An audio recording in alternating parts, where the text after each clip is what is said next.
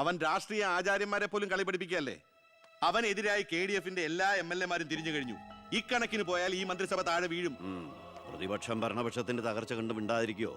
അവനെന്ന് പത്രക്കാരോട് പറഞ്ഞില്ലേ, അച്ഛൻ നിരപരാധിയാണെന്ന് കോടതിയിൽ തെളിഞ്ഞാൽ പാർട്ടി ആവശ്യപ്പെട്ടാൽ മന്ത്രിസ്ഥാനവും MLA സ്ഥാനവും രാജിവെച്ച് അച്ഛന് വീണ്ടും അവസരം നൽകുമെന്ന്. അതിൽ പിടിക്കണം. പാർട്ടി ആവശ്യപ്പെടണം, അവനെ കൊണ്ട് രാജിവെപ്പിക്കണം. അതിന് അച്ഛൻ ഈ കേസ് ജയിക്കണം. അച്ഛന്റെ പേരിലുള്ള മണിമലയാർ കേസ് തള്ളിപ്പോയതുപോലെ ഈ കൊലക്കേസും തള്ളിപ്പോകും. ഈ കേസ് ഞാൻ ജയിപ്പിക്കും. അച്ഛന് വേണ്ടി ഞാൻ എന്തും ചെയ്യും.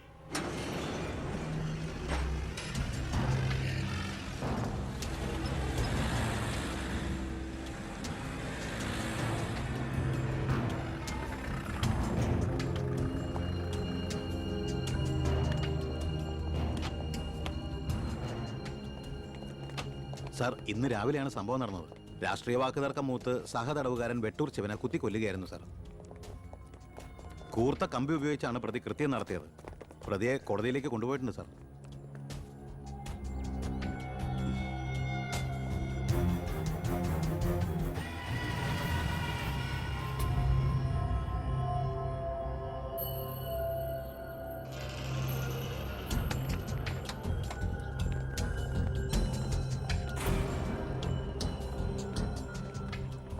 ഒന്നുകിൽ ദൈവം അച്ഛനെ കേസിൽ നിന്ന് രക്ഷിച്ചു, അല്ലെങ്കിൽ അച്ഛൻ സമർത്ഥമായി സ്വയം രക്ഷപ്പെട്ടു.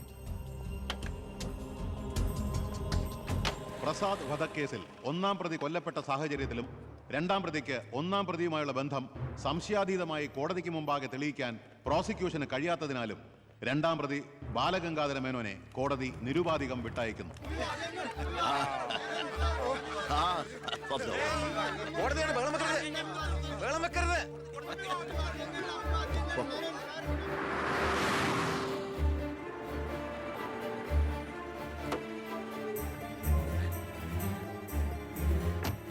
ലക്ഷ്മി, ലക്ഷ്മി, അറിഞ്ഞോ നീ?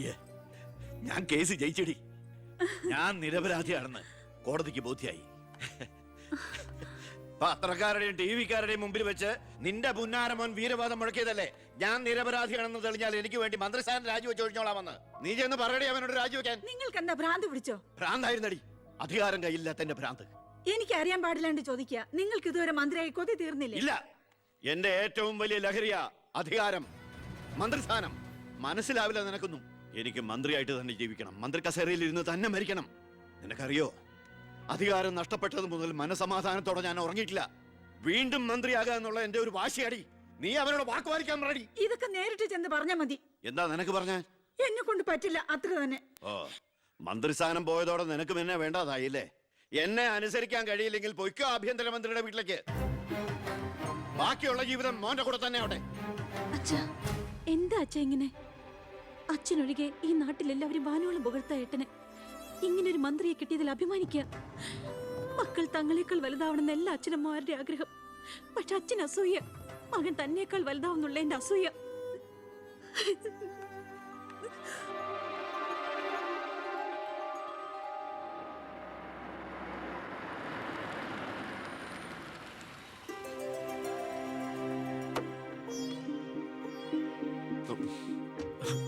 അമ്മേ, ശാരി, ഇത് ആരാ വന്നിരിക്കുന്നത് നോക്കിയേ.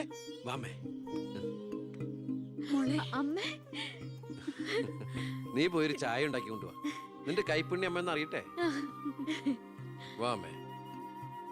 അമ്മയ്ക്ക് ഇങ്ങോട്ട് വരാൻ അച്ഛൻ പെർമിഷൻ തന്ന നിലയ്ക്ക് അമ്മയുടെ ഈ വരവിന് എന്തോ ഒരു ലക്ഷ്യമുണ്ടല്ലോ.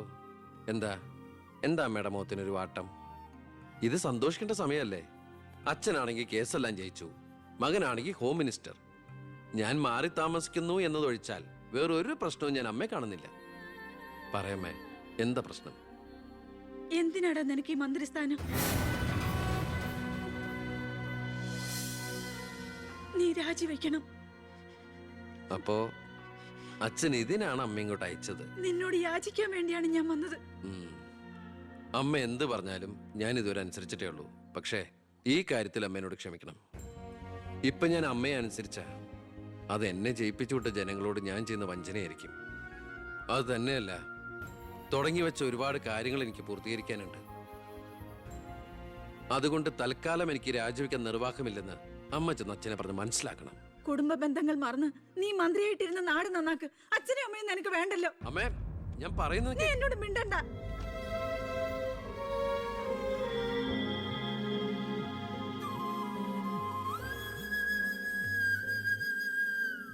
ഇല്ല, അവൻ രാജിവെക്കില്ല.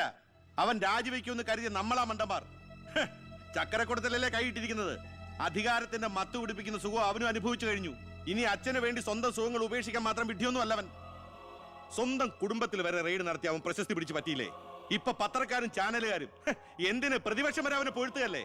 അവൻ നാട് നന്നാക്കുക എന്തു വേണമെങ്കിലും ആയിക്കോട്ടെ, പക്ഷെ നമ്മുടെ കുടുംബത്തിൽ ഒരു അംഗമെന്ന ഒരു പരിഗണന ഇനി അവന് കൊടുക്കാൻ പാടില്ല. അച്ഛന്റെ മനസ്സറിയാൻ കഴിയാത്തവന് പടിക്ക് പുറത്താ സ്ഥാനം. അച്ഛൻ നോക്കിക്കോ, ഈ ചിറ്റാരിക്കര മണ്ഡലത്തിൽ വീണ്ടും ഒരു ഇലക്ഷൻ ഉണ്ടാവും അച്ഛന് മത്സരിക്കാൻ വേണ്ടി. അച്ഛൻ മുഖ്യമന്ത്രിയാകുന്നത് എനിക്ക് കാണണം. എങ്ങനെ? പുരയ്ക്കുമേതെ ചാഞ്ഞു നിൽക്കുന്നത് പൊന്നു കായ്ക്കുന്ന മരമാണെങ്കിൽ പോലും അത് വെട്ടിക്കളയണമെന്ന പ്രമാണം.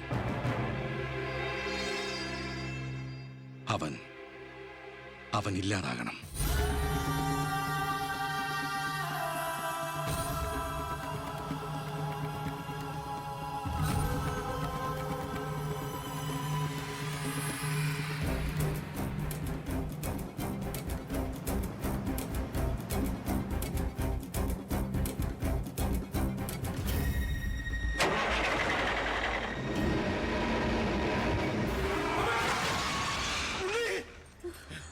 എന്താ? എന്തു പറ്റി?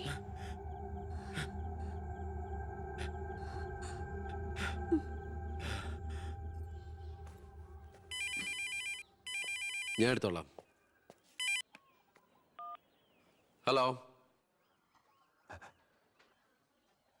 ഉണ്ണി, ഉണ്ണി, ഉണ്ണി, നീ എന്താടാ ഒന്നും ഉണ്ടാത്ത്? അച്ഛാ,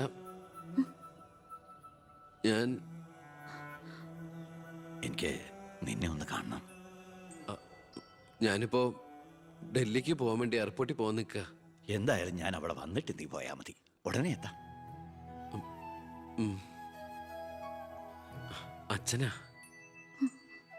ആ ശബ്ദത്തില് പഴയ സ്നേഹവും വാത്സല്യവും ഒക്കെ എന്നെ ഉണ്ണീന്ന് അച്ഛൻ പണ്ടങ്ങ് വിളിച്ച് കേട്ടതാ. പിന്നെ ഇപ്പോഴാ ഇങ്ങോട്ട് വരണുണ്ടെന്ന്. ഈശ്വര.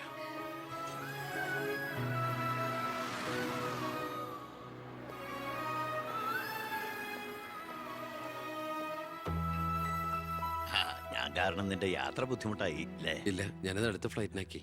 ഓഹോ, വരൂ അച്ഛാ. പെട്ടെന്ന് കാണണമെന്ന് പറഞ്ഞപ്പോ നീ ഒന്ന് പകച്ചു. ഇനി എന്തിനുള്ള പുറപ്പാടാണോ എന്ന് ഓർത്തല്ലേ? അച്ഛൻ ഇനി ആർക്കും ഒരു തലവേദനയാവില്ല മോനെ. ചെയ്തു കൂട്ടിയതൊക്കെ തെറ്റാണെന്ന് മനസ്സിലാക്കാൻ വൈകി. ശ്രമിച്ചില്ല. അധികാരത്തിന്റെ ലഹരിയിൽ പായായിരുന്നു ഇത്രയും കാലം. പ്രായമാകുന്നോറും കുട്ടികളുടെ മനസ്സാവുമല്ലേ? എന്ത് കണ്ടാലും സ്വന്താക്കണമെന്നൊരു മോഹം. എന്താ ഇപ്പൊ ഇങ്ങനെയൊക്കെ? മുന്നിലേക്ക് നോക്കിയപ്പോഴോ തിരിഞ്ഞു നോക്കിയപ്പോഴോ ഒരു കാര്യം എനിക്ക് ബോധ്യായി. ഞാനെന്ന രാഷ്ട്രീയക്കാരൻ വെറും ഒരു വട്ടപൂജ്യമാണെന്ന്. എന്നിലെ അച്ഛൻ ഒരു മൃഗമായിരുന്നു എന്ന്. പ്രായശ്ചിത്തം ചെയ്ത പാപങ്ങൾക്ക് പരിഹാരമാകുമെങ്കിൽ ഞാൻ മോന്റെ കാല് പിടിക്കും. അച്ഛാ, അങ്ങനെയൊന്നും പറയല്ലേ.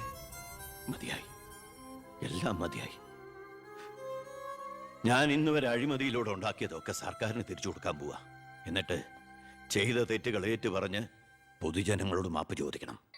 അച്ഛാ, അച്ഛനെ വിശ്വസിക്കടാ. ഇനി നിന്റെ അച്ഛൻ വിശ്വാസവഞ്ചന കാട്ടില്ല. മതി, എനിക്കിത് മതി. ഞാൻ ആഗ്രഹിച്ച പോലെ ഒരു അച്ഛനെ ഈശ്വരൻ എനിക്ക് തിരിച്ചു തന്നല്ലോ. അറിഞ്ഞോ അറിയാതെയോ അച്ഛനെ ഞാൻ വേദനിപ്പിച്ചിട്ടുണ്ടെങ്കിൽ അത് ഇങ്ങനൊരു അച്ഛൻ്റെ മകനായിട്ട് ജീവിക്കാൻ വേണ്ടിയിട്ടാ. ഇനി എൻ്റെ അച്ഛന് വേണ്ടി ഈ സ്ഥാനമാനങ്ങളൊക്കെ ഉപേക്ഷിക്കാൻ എനിക്ക് സന്തോഷമേ ഉള്ളൂ. വേണ്ടടാ, എനിക്ക് മന്ത്രി ഒന്നും ആകണ്ട. നീ ആ ശരി. നിന്നെപ്പോലുള്ള ചെറുപ്പക്കാരാണ് ഇനി ഇവിടെ ഭരിക്കേണ്ടത്. അടുത്ത തലമുറ നിന്നെ മാതൃകയാക്കുന്നത് നിറഞ്ഞ മനസ്സോടെ എനിക്ക് കാണണം. എന്നിട്ട് ഇങ്ങനെ ഒരു മന്ത്രിയുടെ അച്ഛനായിട്ട് ഇനിയുള്ള കാലം അഭിമാനത്തോടെ എനിക്ക് ജീവിക്കണം. ആ മോളെ, വന്നു കയറിയ മഹാലക്ഷ്മിയെ ആട്ടിപ്പായിച്ചവനാ ഞാൻ. എല്ലാ സൗഭാഗ്യങ്ങളും നിങ്ങൾക്ക് ഈശ്വരൻ തരും. നന്നായി വരും. ഉണ്ണി, ഇപ്പൊ എനിക്ക് മനസ്സിന് എന്തൊരു സ്വസ്ഥതയാണെന്നറിയൂടാ. ഇനി എനിക്കെല്ലാം മറന്ന് സമാധാനമായിട്ട് ഉറങ്ങണം. വരട്ടേടാ. ആ, നീ ഡൽഹി യാത്ര കഴിഞ്ഞ് തിരിച്ചു വന്നാൽ ഉടൻ 2 പേരും തറവാട്ടിലേക്ക് താമസം മാറണം.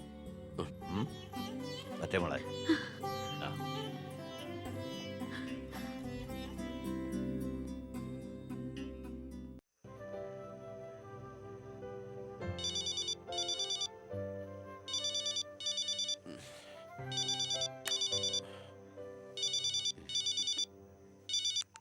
ഹലോ.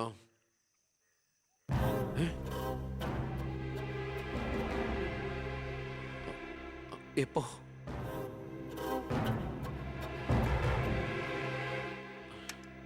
മുൻ വിദ്യാഭ്യാസ മന്ത്രി ബാലഗംഗാധര മേനോൻ കാർ അപകടത്തിൽ കൊല്ലപ്പെട്ടു. ആഭ്യന്തരമന്ത്രി ശ്രീ ബി കൃഷ്ണകുമാറിന്റെ പിതാവാണ് കൊല്ലപ്പെട്ട ബാലഗംഗാധര മേനോൻ.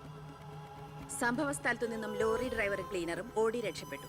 മൃതദേഹം പോസ്റ്റ്മോർട്ടത്തിന് ശേഷം ചിറ്റാരിക്കരയിലുള്ള സ്വവസതിയിലേക്ക് കൊണ്ടുപോകും.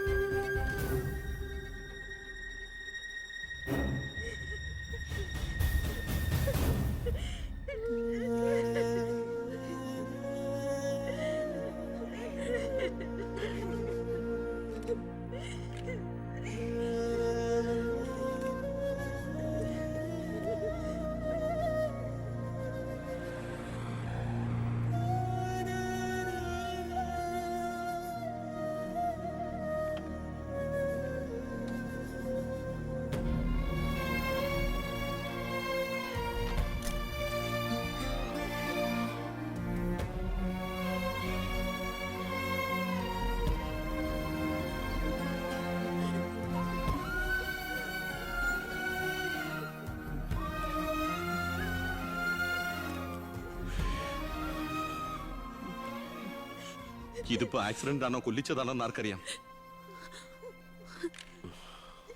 അധികാരം ഒഴിഞ്ഞു കൊടുക്കാതിരിക്കാൻ വേണ്ടി സ്വന്തം മകൻ തന്നെ കൊല്ലിച്ചതാണെന്ന് എല്ലാരും പറയുന്നേ. അയ്യോ,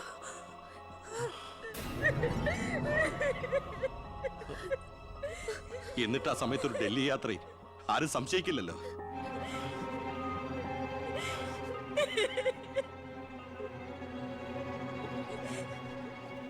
അമ്മേ, അച്ഛനേക്കാൾ വലുതാണോടെ നിനക്ക് അധികാരം, മന്ത്രിസ്ഥാനം. അച്ഛനെ എതിർത്ത് ഒടുവിൽ നീ സ്വന്തം അച്ഛനെ. അമ്മേ, എനിക്ക് നിന്നെ കാണണ്ട, പോ എന്റെ മുമ്പിൽ നിന്ന്.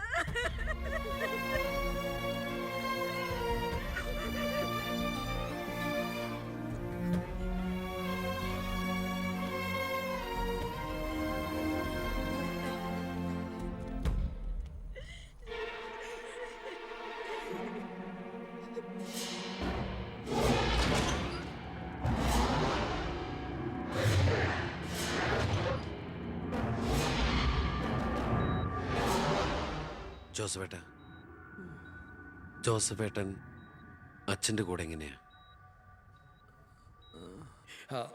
താനിതെങ്ങോട്ടാ? ഞാൻ അങ്ങോട്ടാ? അങ്ങോട്ട് അല്ല, ഇങ്ങോട്ട്. കയറോ വണ്ടിയില്. ഇങ്ങോട്ട് കയറോ. ആള് മാറിപ്പോയില്ലല്ലോ. ഞാൻ ജോസഫാ. തന്നോട് വണ്ടി കയറാനല്ലേ പറഞ്ഞേ? എങ്ങോട്ടാ എന്നെ കൊണ്ടുപോകുന്നേ? കൊല്ലാൻ. വണ്ടി വിടറോ. 10-25 കൊല്ലം നിഴൽ പോലെ നടന്നതല്ലേ എൻ്റെ കൂടെ. താനുണ്ടാകണം ഇനി എന്നോടൊപ്പം. PA ആയിട്ടല്ല, നല്ലൊരു സുഹൃത്തായിട്ട്.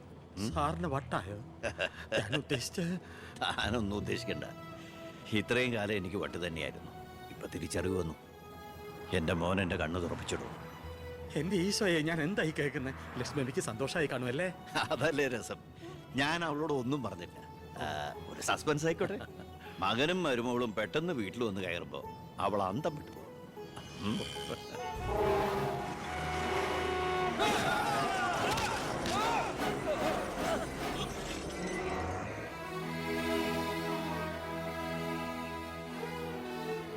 ആ ഇടിയിൽ ഞാൻ തെറിച്ചുപോയി. അതൊരു സാധാരണ ആക്സിഡന്റ് ആയിരുന്നെന്ന് എനിക്ക് തോന്നുന്നില്ല.